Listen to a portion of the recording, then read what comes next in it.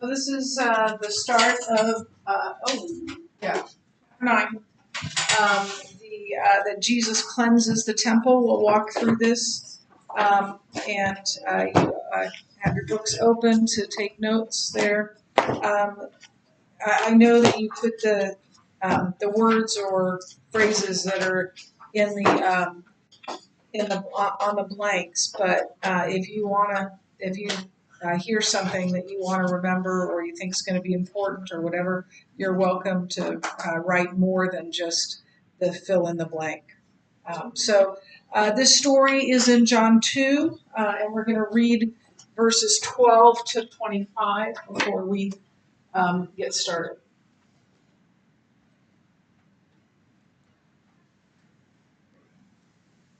After this, he went down to Capernaum with his mother and his brothers and his disciples, and they stayed there for a few days. So we're going to talk a little bit about Capernaum, but remember what I told you yesterday about when it says after this. It's some indeterminate amount of time. We don't know how much. It might have been a few days. It might have been a month or two. We just don't know for sure. But we do know that he went to Capernaum. So the Passover of the Jews was at hand. And Jesus went up to Jerusalem. In the temple, he found those who were selling oxen and sheep and pigeons, and the money changers sitting there. And making a whip of cords, he drove them out of the temple with the sheep and oxen. And he poured out the coins of the money changers and overturned their tables. And he told them, those who sold pigeons, "Take these things away. Do not make my Father's house a house of trade." His disciples remembered that it was written, "Zeal for your house will consume me." So the Jews said to him, "What sign do you show for us for doing these things?" Jesus answered them, "Destroy this temple, and in 3 days I will raise it up." The Jews then said, "It has taken 46 years to build this temple, and will you raise it up in 3 days?" But he was speaking about the temple of his body. When therefore he was raised from the dead, his disciples remembered that he had said this, and they believed the scripture and the word that Jesus had spoken. Now, when he was in Jerusalem at the Passover feast, many believed in his name. But when they saw the signs that he was doing, the signs, remember, are miracles.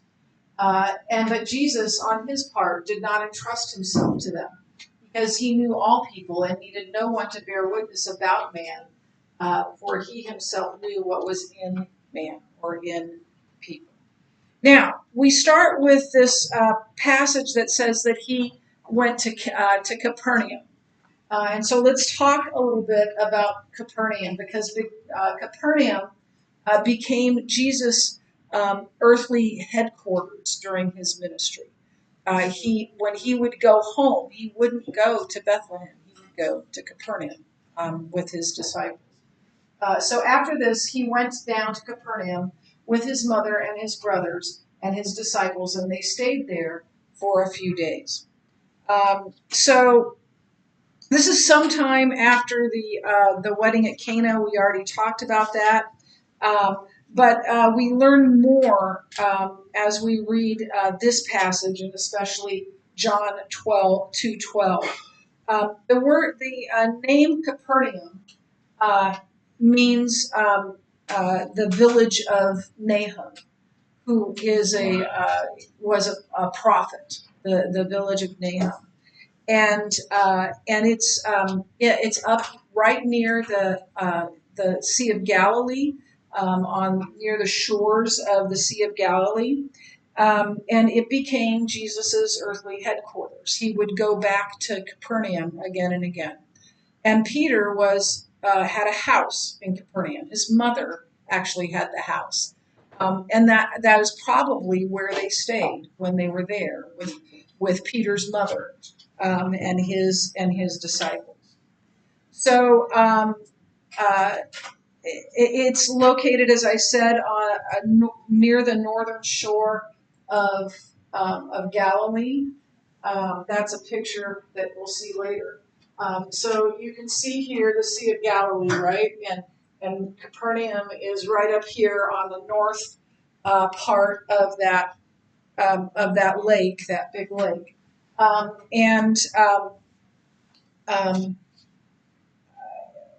So we don't know how long he stayed in Capernaum at this time. He might have stayed there until the Passover came. We just don't know for sure. And I want to show you some pictures of Capernaum as it looks now. So this is the ruins of an ancient synagogue. Jesus taught at the synagogue in Capernaum.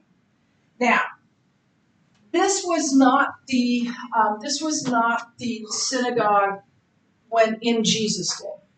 That was built after Jesus' day. The reason we know that is that is imported white rock, and that didn't come from anywhere near. The rock that was readily available at Capernaum was black basalt, and I'm going to show you a few more because this synagogue was built on the synagogue before it. So there was a synagogue before this, and this one was built over it. That one is very, very old, right? But the one Jesus was in was even older. So this is an aerial of the whole town, right? It's a little village. Here's the synagogue, and here are some dwellings or some. This might have been a market, and then there's some dwellings that where people lived. Do you see that one that I don't know the geometric shape? It's not really a circle, but maybe, I don't know, an octagon or something like that. You see that? That is quite, I'm not going to say we know for sure because we don't know for sure, but it's quite likely that was Peter's house, his mother's house. And the reason they believe that is because it was a place, obviously, where people had worshipped after Jesus died. How do we know that? Because there are etchings on the walls that talk about that venerate Jesus, and so it was a place where people worshipped, and that's the only place in Capernaum that's like that. So that is quite possibly Peter's house, and Jesus. There it is up front. So I put a question mark there, but that may be the remains of Peter's house, and Jesus went there many times. So let's talk about the time of the Passover, because he is going to go to a Passover, and this is in John. The Passover is kind of in lights, like when you go to a show on a stage and they put the lights on it. So the Passover in John is that it's highlighted in John, and there are four of them, and so we're going to talk first though about the Passover. So somebody tell me something they know about the Passover. What do you know about Passover?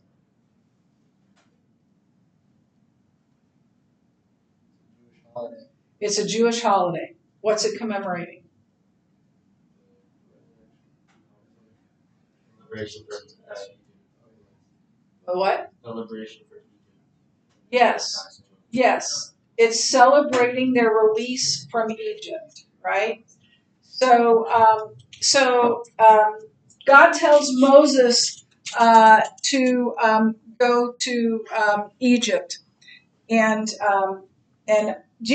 Moses didn't want to do that, right?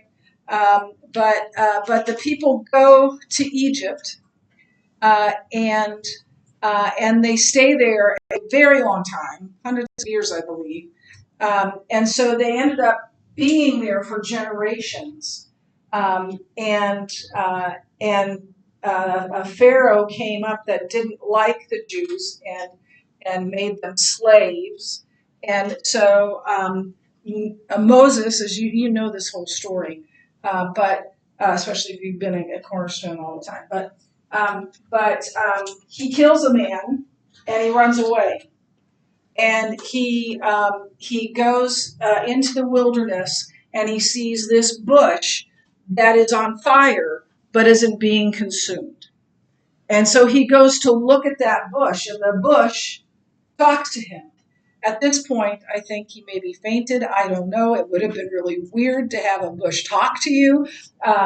And he tells that God is talking to him, and God tells Moses to go back and free his people.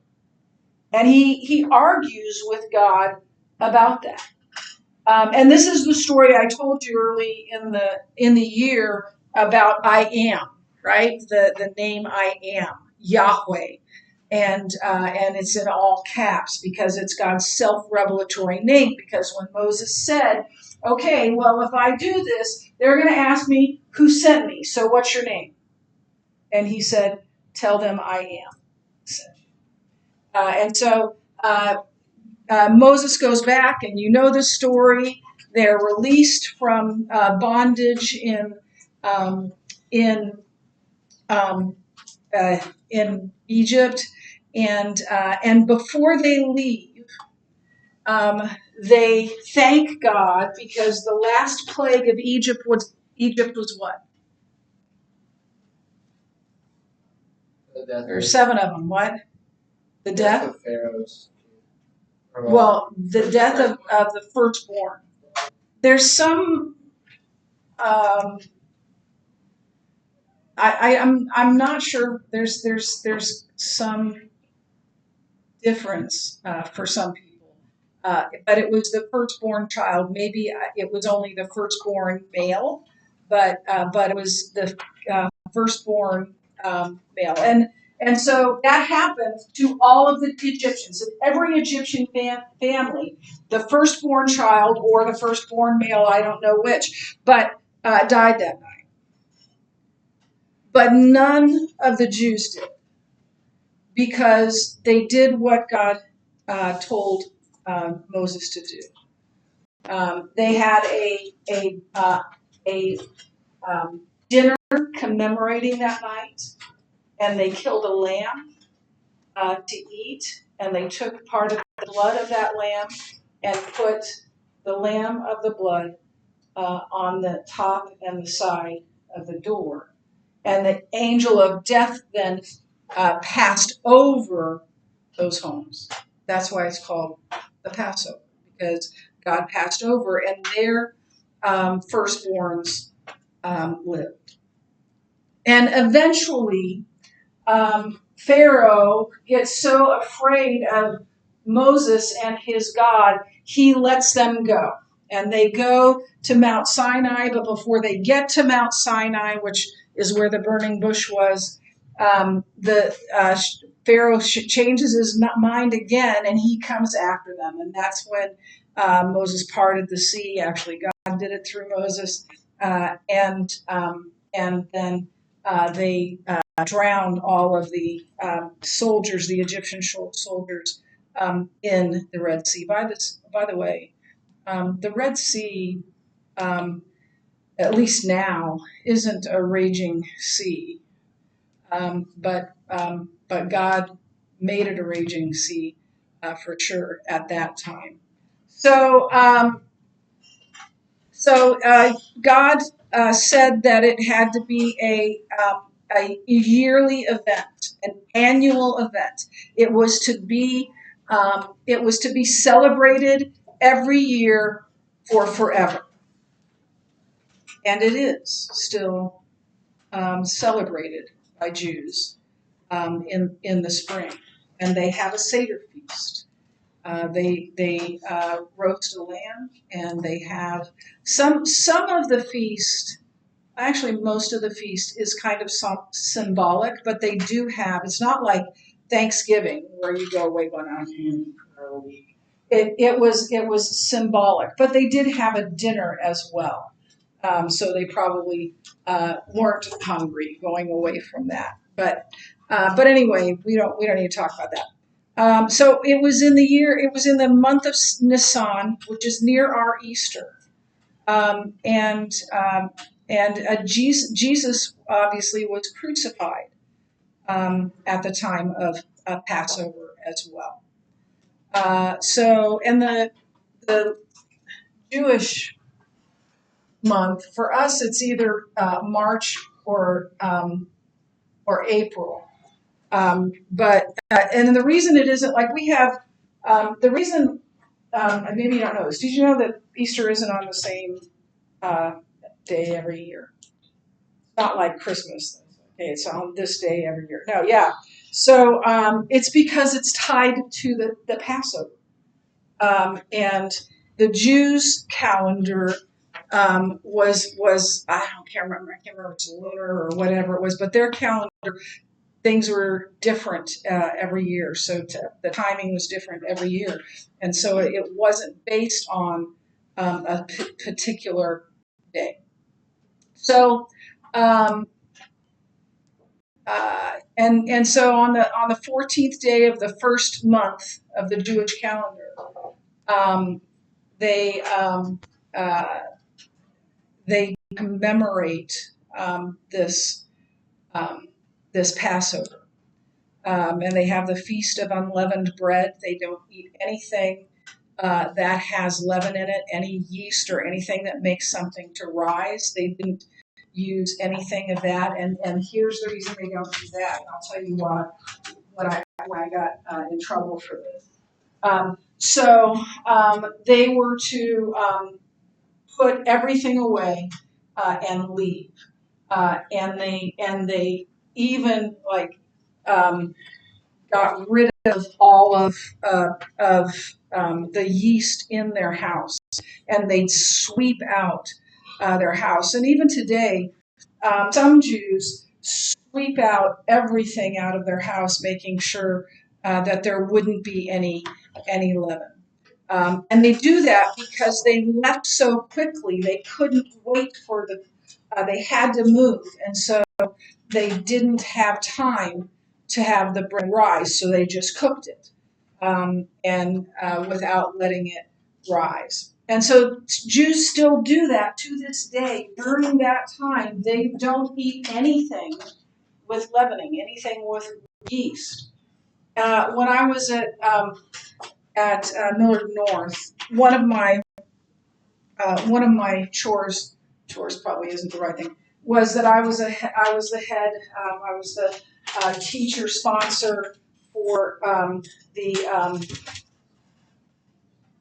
student council. And we were having a fundraiser, and we got bagels from a very well-known bagel place that I will not name because it's owned by Jewish people, and they let me get bagels. They let anyone get bagels, but you had to go to the back door because they didn't want people to know that they were selling things with leavening during the Passover. So I go to the back door, and I get the bagels, and I take it back. And there was a teacher who is Jewish, and she was very upset that I was giving students anything with leavening, even though it was mostly non-Jews that went to school there. So that's how seriously they take that. That she took umbrage at that.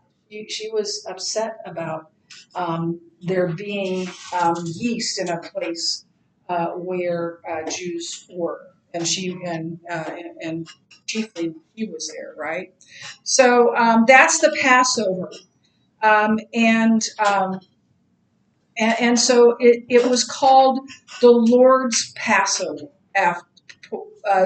Originally, it was called the Lord's Passover because he passed over, right? The angel of death passed over. So, but in it's now it's called, and even in this it's called, in the Bible it's called the Jews' Passover. What point might John be making by changing it from the Lord's Passover to the Jews' Passover?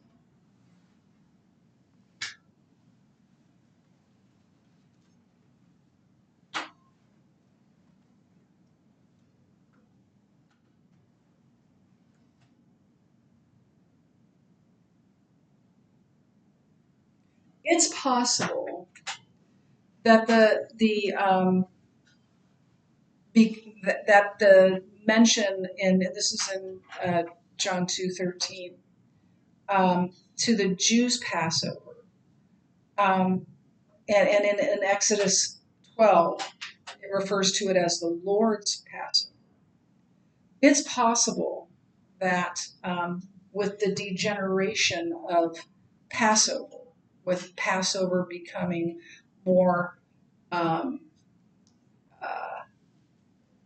more about other things, more commercial, as Christmas has become, right? It's for most people, I would say, it's more about Santa Claus and presents than it is the present of Jesus, the presence of Jesus. Now, I don't know that we can know that was John's take on that, but it's possible, and it's certainly true that the Passover degenerated over the millennia. And it became commercial, as we see in this story, right? With people selling things in the temple itself. And so we talked about this yesterday, about how hard it would be to take your whole family by foot for, I don't know, it could have been 40, 60 miles that they had to walk with everything they needed, and the kids, and then they also needed a lamb, and towing a lamb would be a difficult thing too. So the people who were selling lambs were helpful in the sense that you didn't have to bring the lamb with you as well as everything else. For many years, until my next youngest sister moved to Switzerland. She's back. They were there for 2.5 years. And we would all go. I have 3 sisters, I think you know that. And their families would all meet at Georgianne's house for Thanksgiving. And she is the very best person to do that, because she doesn't get upset if something's spilled, and we have little kids around, and she's happy to have people in her home. She loves to entertain people, but she loved it. My part for Christmas, or not Christmas, for Thanksgiving, was all about pumpkin. I made the pumpkin pies. I also made the pecan pies, for those who prefer that. And then on Thanksgiving morning, I would make from scratch pumpkin pancakes. They're delicious. And to do that, I had to bring all the. I would do the pies at home and bring them, but I'd have to bring, and we're a huge family. It was like 8, 10 pies. And so I had to make that before I left, all while I'm working full time, right? And then I had to get all the ingredients for the pumpkin pancakes, and I had to get my big mixer because it's so wonderful, and everything I needed for all of that, and that would take up my entire back part of my car. And so all of that was, oh, what did I forget, or what do I need? And it was stressful to know. Oh, also the pumpkin fluff. I'm sorry, I didn't. The pumpkin fluff is the most important thing, probably. Pumpkin fluff is something that is, um, well, it's got Cool Whip and cream cheese and pumpkin, and it's very sweet. And then you take whatever, if you like ginger snaps, you dip those in that, or if you like Nilla wafers, you put that in that, and you eat it. So yeah, so I had to get all that done as well. So it would have been helpful, right, to not have to have everything done and to get to Thanksgiving. So it was a good idea, I suppose, or a helpful idea to have the lambs there for people to buy.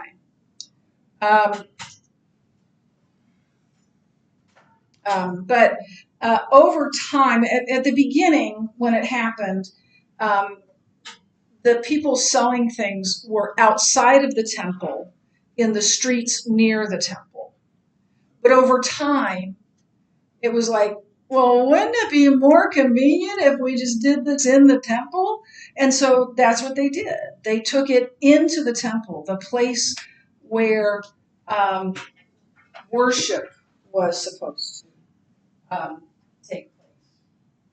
And this wasn't just the people who were selling things; it was also the money changers. Anybody ever gone to a foreign country? Yeah. So yeah, I have. I have kwacha from Zambia, and I've got francs from France, and francs from Belgium, and whatever they call. I can't remember the German uh, currency. But you have to exchange so when you go, you can use a credit card, but they wouldn't have had those. So you give the money from where you live, and they give you not the same amount because you have to pay for it.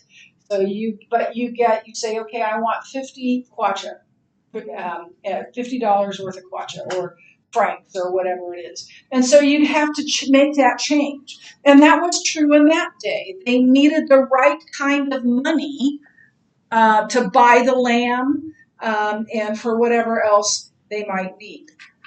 Um, so the Jewish treasury required that every man, regardless his financial condition, also pay a tax, a half shekel tax.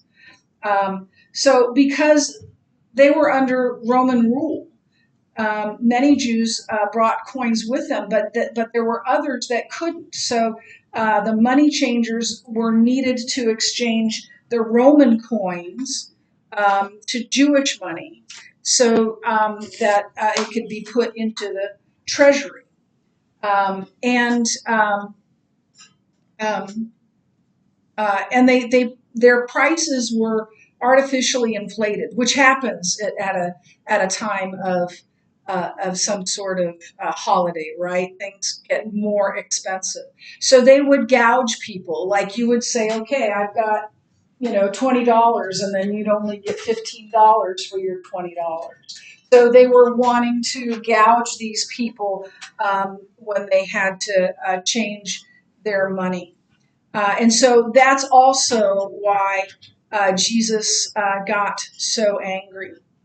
And it would be like, and I mentioned this before, but let's put in the money thing as well. It would be like having a Christmas service or an Easter service where they won't let you take communion unless you pay them. I would go to that church, right?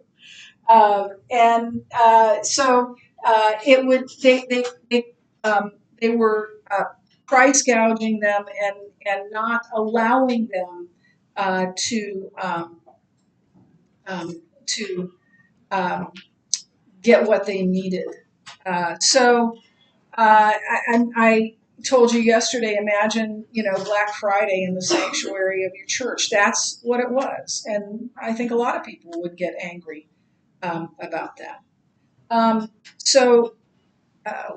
are we?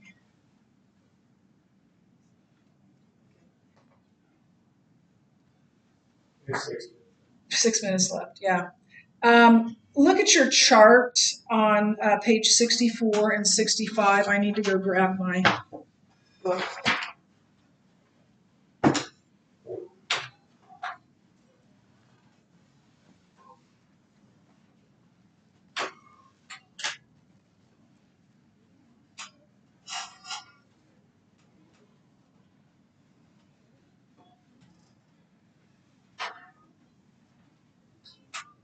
So you see on 64, you see where Jerusalem is, but you see the Temple Mount, where the Temple Mount is, and then this is that picture of the temple itself. And so the word translated temple in John 2:14 refers to the overall temple complex, not just that part that's the temple where the curtain was and God's presence and all that. That wasn't that wasn't that was the temple, that area, that little area. But in this case, they're talking about the whole Temple Mount.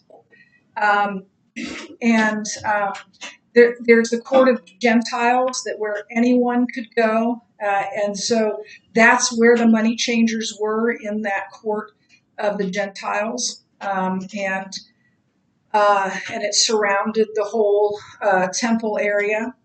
And then they had these huge columned porches. And I talked to you yesterday. It was like a walkway, a covered walkway, not a front porch like we see it. And so if there was inclement weather, people could go in there, and there were shops there during Passover selling things, and they were able to keep out of the bad weather if that was there. And so I want you to look at page, where is it? I gotta find it.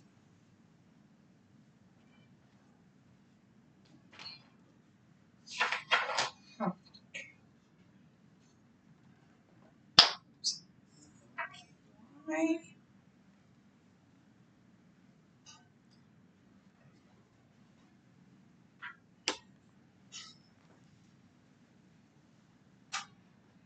We don't get a good idea of how huge it was, but do you see those specks? Those are people. So it was huge, and I think there might be something on this that shows us the average, let's see. Yeah. So that's an average church today. I can't remember how many people. They can, like, 250 people or something like that can fit in there. So you can see how immense the temple really was. And then this is one of the porches, and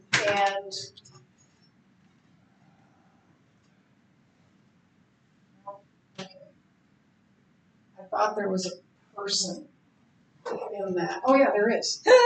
I found this guy right here. Can anybody see that? So it was huge, and it was tall, and it was massive, and it was impressive. And so this is where people are doing their business, and more concerned with making a buck than worshiping God. Okay, that's it for today. And we'll probably finish this tomorrow.